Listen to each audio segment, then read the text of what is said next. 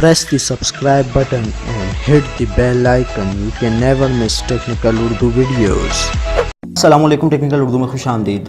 दोस्तों, आज जो पाकिस्तान और बामुकाबला ऑस्ट्रेलिया के दरमियान मैच खेला जा रहा है वो आप किस तरीके से अपने मोबाइल पे लाइव देख सकते हैं।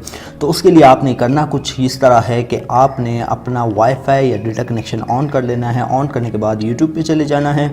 यूट्यूब पे जाने के बाद दोस्तों आपने सर्च कर लेना है PT स्पोर्ट्स लाइव।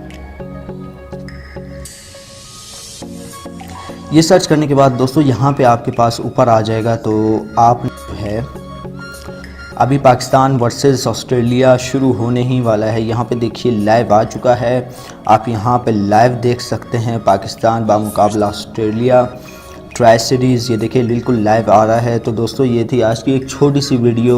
उम्मीद करता हूँ भाइयों को ज़रूर पसंद आएगी। पसंद आई तो इस वीडियो को लाइक कर दीजिए और जो मेरे चैनल पे नए हैं मेरे चैनल को सब्सक्राइब करके नोटिफिकेशन बेल आइकन पर लाजमी क्लिक कर लें ताकि जब कभी भी फ्यूचर में टैक्स से रिलेटेड कोई वीडियो अपलोड उसकी नोटिफिकेशन आपको पहले मिल जाए। सो गाइस, अब मुझे इजाज़त, दुआओं में याद रखिएगा। Thanks for watching.